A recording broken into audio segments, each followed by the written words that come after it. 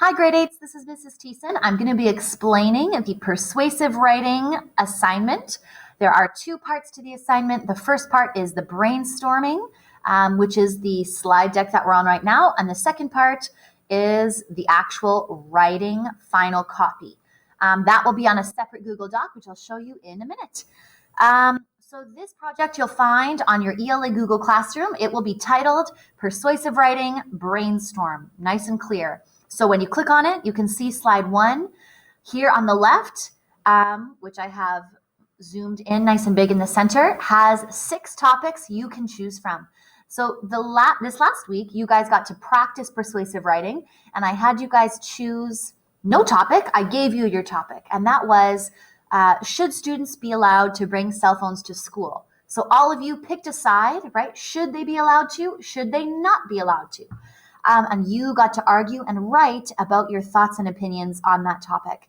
So we're going to do that again this week, except this time you get to pick your topic, and we're going to go a little bit more in depth with your writing, okay? This is going to be a 5-paragraph essay. Whereas with the practice, all I had you guys do was fill out a little bit of an outline where you could write your ideas in very basic form. But for this assignment, I'm looking for a lot of detail and critical thinking in your writing. So you're going to pick one of these 6 topics. Now you can see there's these 2 arrows here below one of the topics. So it says below each topic are the 2 sides to the argument. Okay, are you for the topic, which means do you agree with it? Or are you against the topic, which means you disagree with it? So our 6 topics are, number 1, should students have to wear uniforms? This is obviously to school. Number 2, should there be a 10 p.m. curfew for people under the age of 18? Number 3, should TikTok be an 18-plus app? Number 4, should school canteens be allowed to sell sugary drinks and candy? Number 5, should students get paid to be in school? And number 6, should video games with fighting and violence be banned for people under the age of 18? Okay, so pick one of these topics and decide, do you agree or do you disagree with that topic? And then we're going to move on to slide 2. Okay, so you're going to write your topic up top here where it says write your topic here. And then below, you're going to come up with 5 to 6 points for each side of the topic. Okay, so you're going to come up with 5 to 6 points for arguments that support or are for your topic, and then 5 to 6 points for arguments against the topic. Okay, you wanted to do both. You want to be able to come up with arguments that support your topic and arguments that disagree with your topic, because we really want to think through what could people disagree with us on when it comes to this topic, okay? And if we brainstorm ahead of time, both sides to the argument, it's really going to strengthen and help our writing if we can really persuade and focus on the one side while still knowing what people could argue on the other side, right? So I want 5 to 6 points for each argument. Then we're going to move on to slide 3. All of you have done this in the practice, right? So you're going to write your topic up top. Which side are you arguing? You're going to stick that in the top as well. And then you're going to start focusing on your 3 points. I don't want point form writing. I'm looking for full sentences. So my first argument is what? If someone disagrees with me, they might argue that what? Okay, so you're picking your 3 points and you're figuring out if someone would disagree with you, what might they say, okay? If we can acknowledge what those things are, like I said earlier, we can really strengthen our points and come up with things to write about that are going to enhance our viewpoint and our argument. All right, slide 4.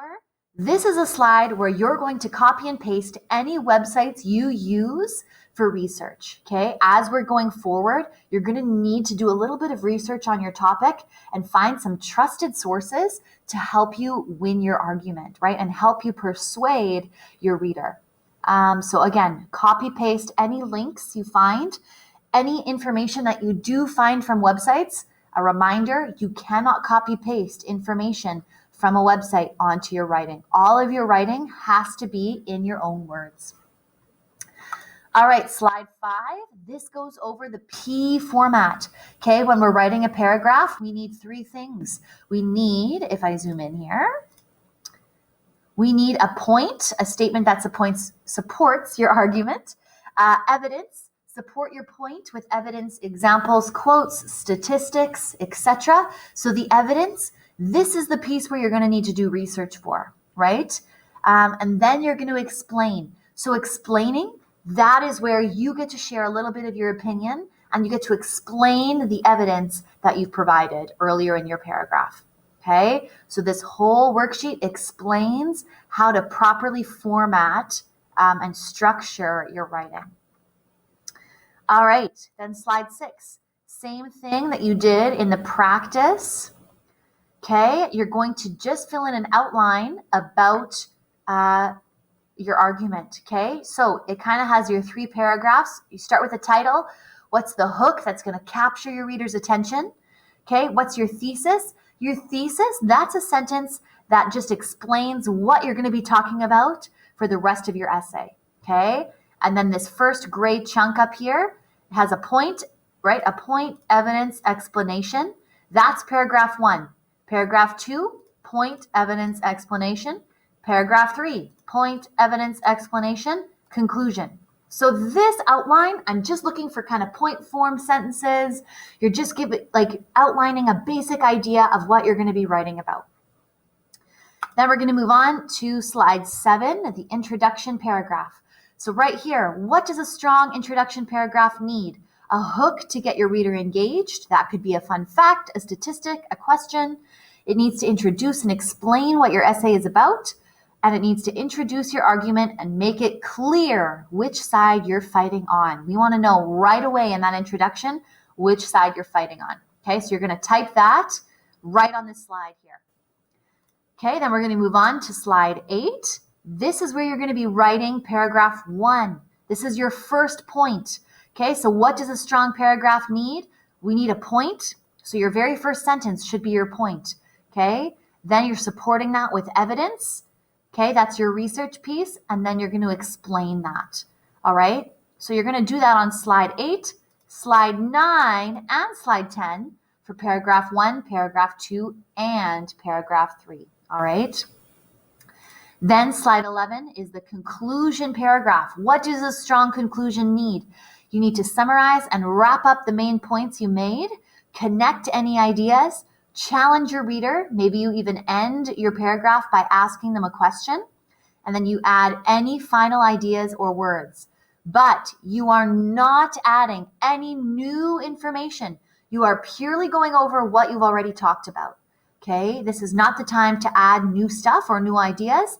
You are purely restating and highlighting the main ideas you've already talked about in your essay. Okay.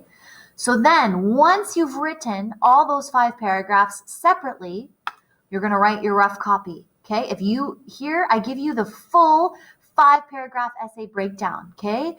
Your introduction, your paragraph 1, paragraph 2, paragraph 3, your conclusion. And I give you exactly what you need to include in each paragraph. If you want to just copy and paste the paragraphs that you've written on these slides, feel free. Copy paste them into your rough copy. You can see how it looks all together, make a couple changes, then you're done your rough copy. Once you're done that, you need to share it with a friend or a parent, that's fine too.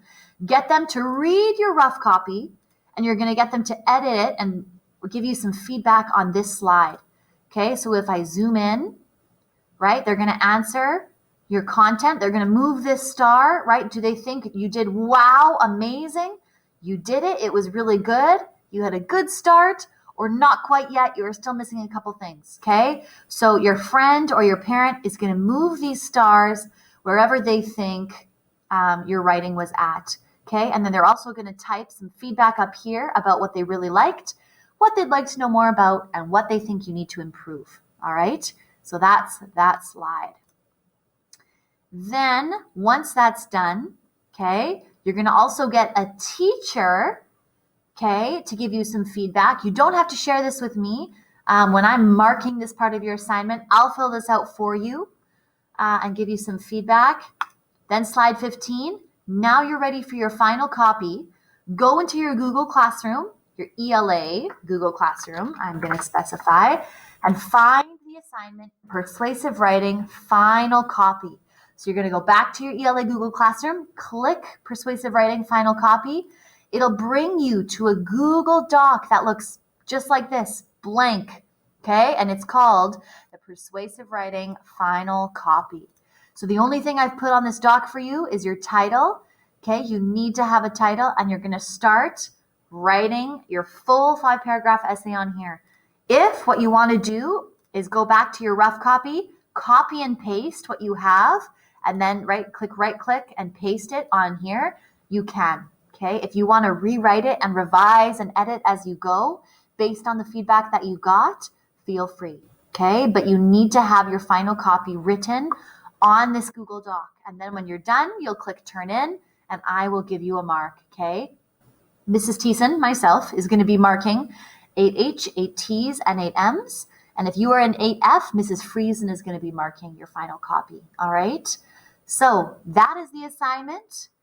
There's 2 parts, right? There's this brainstorming part, which is the Google Slides, and then there's the final copy on Google Docs, okay? If you have any questions, don't hesitate to reach out to myself or Mrs. Friesen, and I can definitely give you some answers and some feedback. All right, good luck. I'm excited to read your writing.